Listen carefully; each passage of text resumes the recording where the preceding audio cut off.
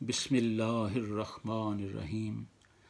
احباب ذی وقار، محترم سامعین و ناظرین کرام، آج کا پیغام ہدایت اس بات پر مبنی ہے کہ ہم صلاۃ التسبیح کی فضیلت اور ادائیگی کی ترکیب کو جاننے کی کوشش کریں۔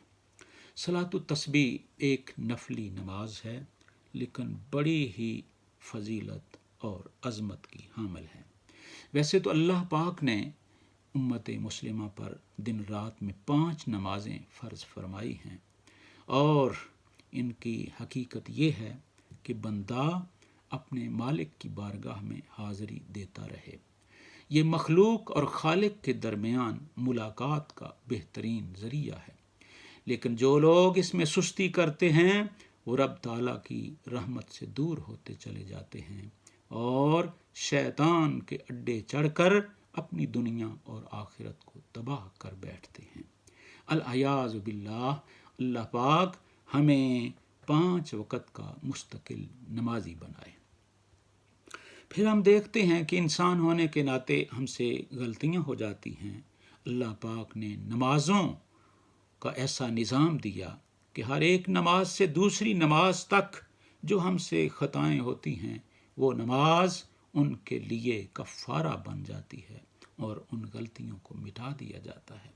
لیکن کچھ گناہ ایسے ہوتے ہیں کہ جن کی وجہ سے ہم پر لازم ہے کہ رب کی بارگاہ میں شرمندگی کا اظہار کریں، اس پر توبہ و استغفار کریں، آئندہ وہ گناہ نہ کرنے کا عزم مصمم کر لیں۔ یہ لازم ہوتا ہے۔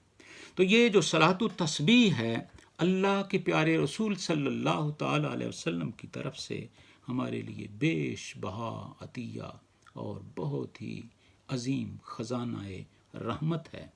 اللہ کے رسول صلی اللہ علیہ وسلم نے یہ عطیہ ہمیں اپنے چچا جان حضرت عباس کے وسیلہ سے عطا فرمایا۔ حضرت عبداللہ ابن عباس فرماتے ہیں، حضور علیہ الصلوۃ والسلام نے ایک روز اپنے چچا عباس سے خطاب فرماتے ہوئے فرمایا، چچا جان، میں آپ کو کیا ایک بڑا ہی قیمتی عطیہ نہ دوں؟ بڑا قیمتی تحفہ، ایک ایسا قیمتی عمل کہ جس کی 10 صفات ہیں، وہ 10 خصائل کا حامل ہے۔ اگر آپ وہ کر لیتے ہیں تو اس کے صدقے اللہ پاک تمہیں عطا فرمائے گا، غفر اللہ لک ذنبک اولہ و آخرہ قدیمہ و حدیثہ خطأہ و عمدہ صغیرہ و کبیرہ سرہ و علانیتہ، کہ جب آپ یہ کریں گے تو اللہ تبارک و تعالیٰ آپ کے تمام گناہ بخش دے گا، اگلے بھی، پچھلے بھی، پرانے بھی، نئے بھی، عمدن بھی اور خطان بھی، کیے ہوئے گناہ صغیرہ بھی اور کبیرہ بھی، پوشیدہ اور اعلانیہ، غرض سب گناہوں پر کل میں عفو پھیر دی جائے گی۔ پھر ارشاد فرمایا، چچا جان ہو سکے تو یہ عمل روزانہ کر لیجئے، ایسا نہ ہو تو ہر جمعہ کو یہ عمل کر لیجئے، ایسا ناممکن ہو سکے تو مہینہ بھر میں 1 دفعہ، اور ایسا نہ ہو تو سال بھر میں 1 دفعہ، اور ایسا نہ ہو سکے تو کم از کم زندگی بھر میں 1 مرتبہ یہ عمل ضرور ادا کر لیجئے۔ وہ عمل کیا ہے؟ اللہ کے رسول صلی اللہ تعالیٰ علیہ وسلم نے ارشاد فرمایا، یہ 4 رکعت نماز ہے، اس طرح کہ ہر رکعت کے اندر ان کلمات کو 75 دفعہ پڑھنا ہے، سبحان اللہ والحمد للہ ولا الہ الا اللہ واللہ اکبر۔ یہ 4 رکعت نماز پڑھ لیں گے تو اس کی ادائیگی سے اللہ پاک کی طرف سے غفران اور بخشش کا وہ خزانہ نصیب ہوگا کہ سب گناہوں پر کل میں عفو پھیر دی جائے گی۔ حاضرین و ناظرین کرام، سنن ابی داؤد کی ایک اور روایت بھی ہے، جس میں روایت ہے کہ رسول اللہ صلی اللہ تعالیٰ علیہ وسلم نے ایک اور صحابی کو بھی صلاۃ التسبیح کی تلقین فرمائی، تو اسے آخر میں ارشاد فرمایا، فَإِنَّكَ لَوْ كُنْتَ أَعْظَمَ أَهْلِ الْأَرْضِ ذَنْبًا غُفِرَ لَكَ بِذَلِكَ، خدا نخواستہ اے میرے صحابی، اگر تو جہان بھر کا سب سے بڑا گناہگار بھی ہے تو اس نماز کے صدقے اللہ تعالیٰ پھر بھی تمہیں معاف فرما دے گا۔ سبحان اللہ۔ گناہ رضا کا حساب کیا، وہ لاکھوں میں گرچہ ہوں سوا، گناہ رضا کا حساب کیا، وہ گرچہ لاکھوں سے ہوں سوا، مگر اے خدا تیرے عفو کا تو حساب ہے نہ شمار ہے۔ سبحان اللہ۔ یہ صلاۃ التسبیح ہے۔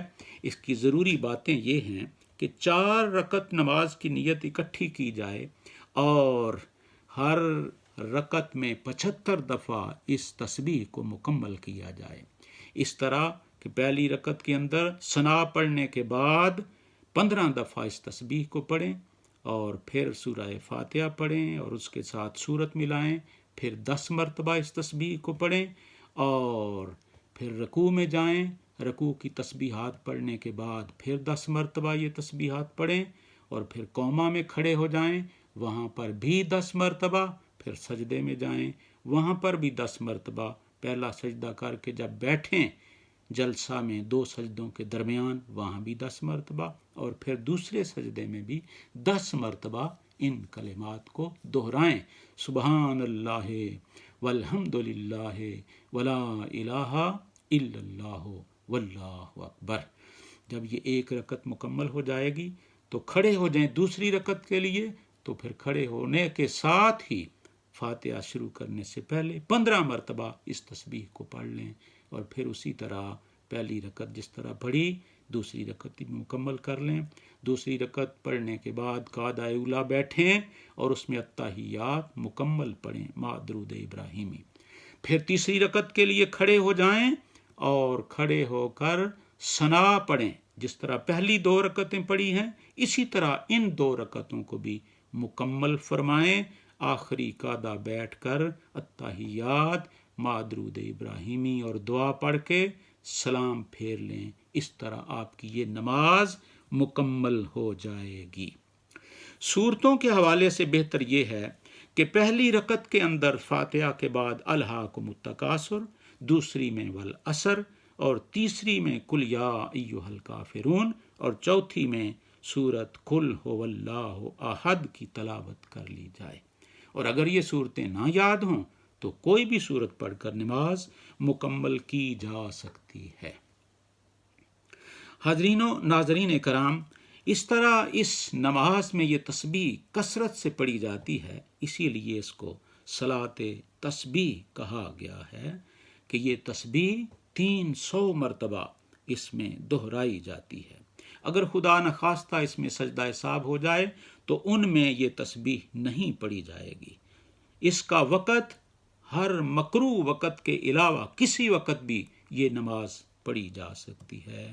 دن کے وقت زوال کے بعد نماز ظہر سے پہلے، رات کو نصف شب کے بعد بہترین وقت ہے۔ جتنی بھی مبارک راتیں آتی ہیں اور مبارک دن، جمعہ کا دن، جمعے کی رات، اسی طریقہ سے لیلۃ القدر، شب برات، ماہ رمضان کی آخری طاق راتیں، ان میں یہ نماز پڑھ کر بے شمار اجر حاصل کیا جا سکتا ہے۔ یہ کلمات جو اس میں دہرائے جاتے ہیں، اللہ کے رسول نے فرمایا سبحان اللہ والحمد للہ ولا الہ الا اللہ واللہ اکبر، یہ وہ عظیم کلمات ہیں کہ ان کے پڑھنے سے ہر ایک کلمے پر جنت میں تمہارے لیے ایک درخت اگا دیا جاتا ہے۔ یہ کلمات کل تمہارے لیے ڈھال بن جائیں گے اور اللہ کو یہ کلمات بہت ہی پیارے ہیں۔ سبحان اللہ والحمد للہ ولا الہ الا اللہ واللہ اکبر۔ یا رب تو کریمی و رسول تو کریم، صد شکر کہ ہستیں میانے دو کریم۔ وآخر دعوانا ان الحمد للہ رب العالمین۔